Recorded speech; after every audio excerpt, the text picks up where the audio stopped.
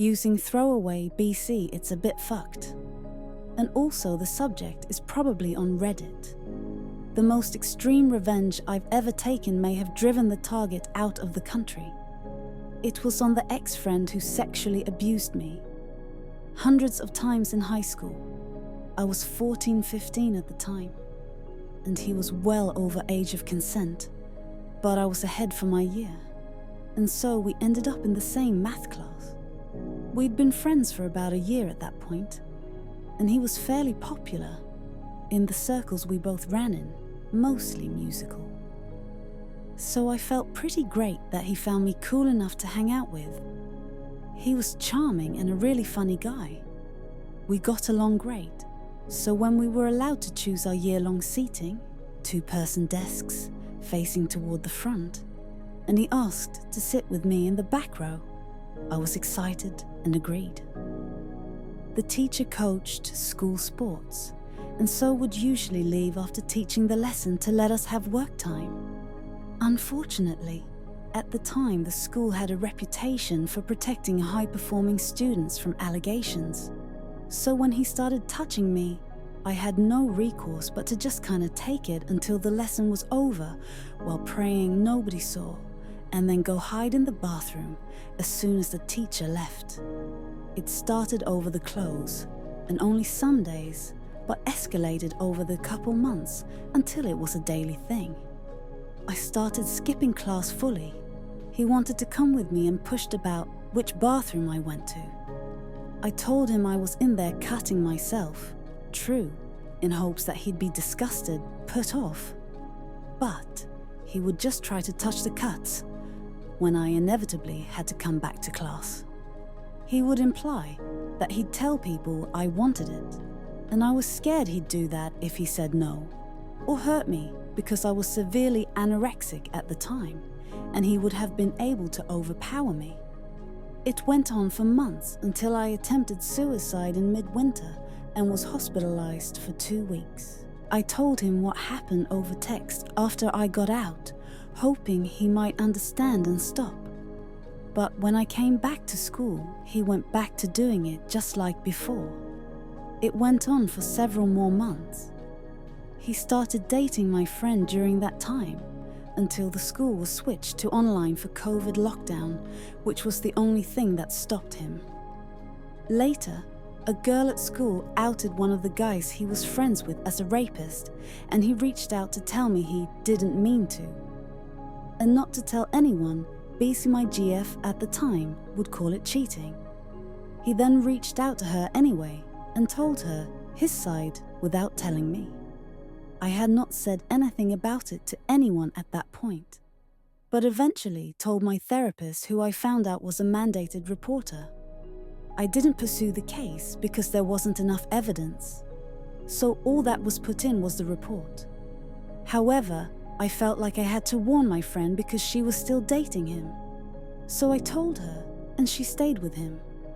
I had to transfer schools after that, because the idea of being in person with him again was giving me panic attacks.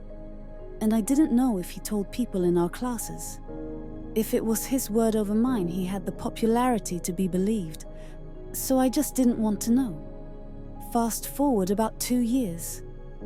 Just as everyone was waiting to hear back on applications, I hear from his now ex-GF and my ex-friend telling me she dumped him because he was getting weird with her, and showed me a message of him detailing everything he did to me.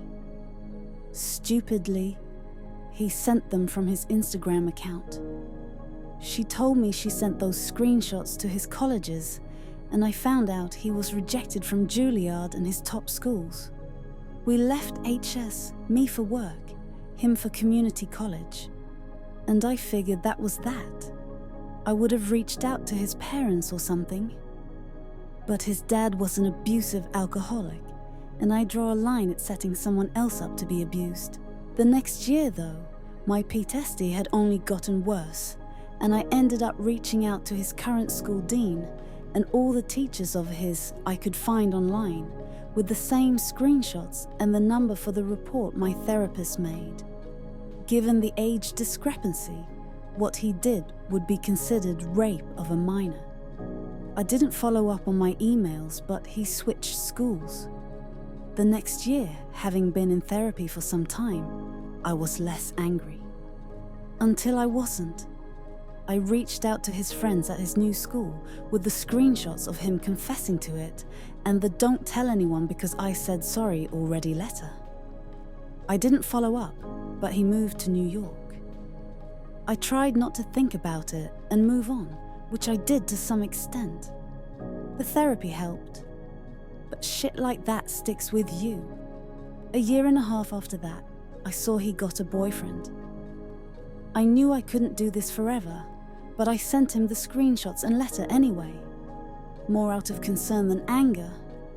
The BF had a younger brother that was the same age as I was when he abused me. They broke up. Now it's been 2 years. His social media is still public, and my friend told me they saw he was applying to musical conservatories in our state.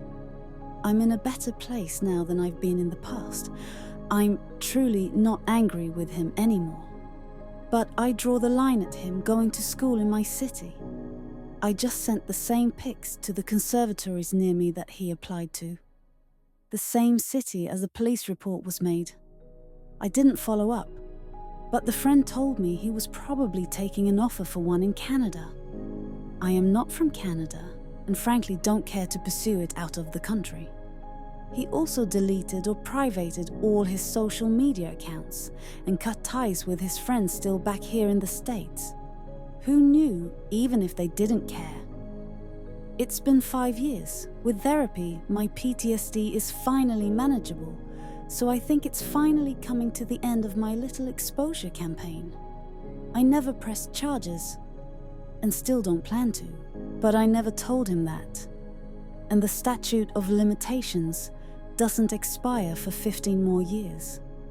That's plenty of time to consider his actions and wonder if I'll change my mind.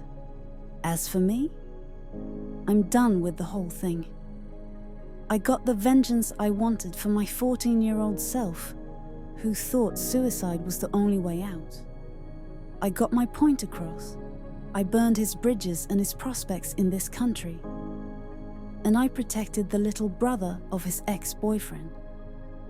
I don't care what happens to him now, but I hope he spends the rest of his life getting his shit together and never doing it to anyone else again. Maybe it was extreme, but I feel no pity or regret for doing it. Just closure.